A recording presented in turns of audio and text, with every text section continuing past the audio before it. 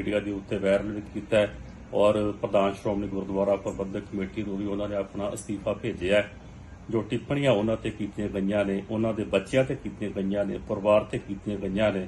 ऐसी कल दी अपनी प्रेस कानफ्रेंस के विच भी कहा सी कि मेरे बच्चों तक की भी विदेशों के विच परेखी की गई कि बच्चे कित्थे रहिंदे ने, की करते ने, उन्होंने कोल की है।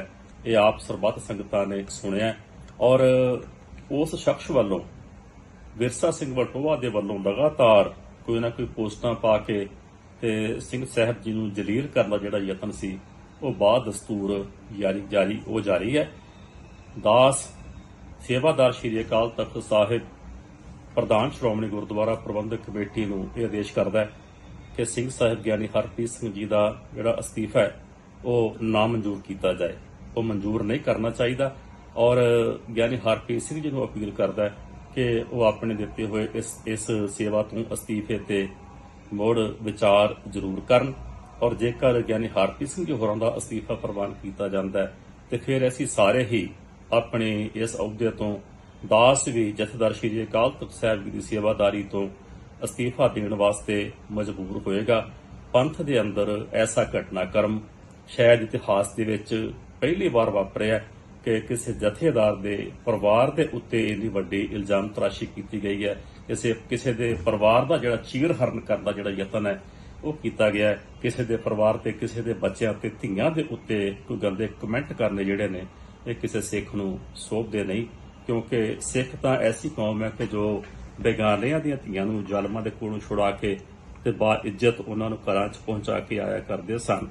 ते तख्तां दे जथेदारां साहिबानां दे बच्चों के उत्ते इन्हां दे इदां दे गंदे कमेंट करने जिहड़े ने ये करने वाले कदे सिख नहीं हो सकते। सो मैं फिर दोबारा प्रधान श्रोमणी गुरुद्वारा प्रबंधक कमेटी को आदेश जारी करदा कि ज्ञानी हरप्रीत सिंह जी होरां दा जिहड़ा अस्तीफा है वो मंजूर ना किया जाए।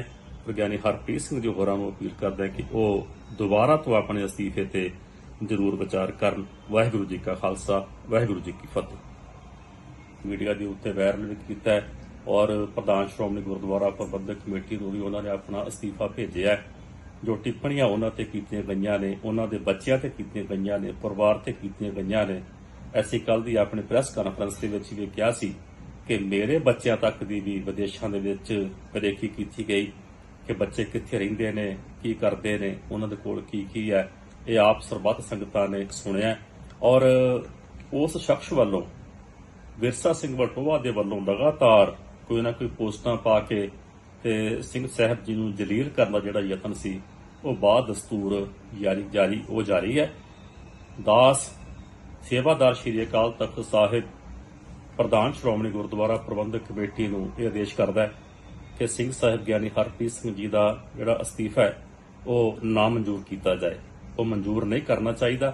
और ज्ञानी हरप्रीत सिंह जी को अपील करता है कि वो अपने दिते हुए इस सेवा तो अस्तीफे ते मुड़ विचार जरूर करन। और जेकर ज्ञानी हरप्रीत सिंह जी होरां दा अस्तीफा प्रवान किया जाता है तो फिर असीं सारे ही अपने इस अहुदे तो दास भी जथेदार श्री अकाल तख्त साहिब जी की सेवादारी तो अस्तीफा देने वास्ते मजबूर होएगा। पंथ दे अंदर ऐसा घटनाक्रम शायद इतिहास दे विच पहली बार वापरिया कि किसी जथेदार दे परिवार दे उत्ते इन्नी वड्डी इल्जाम तराशी की गई है।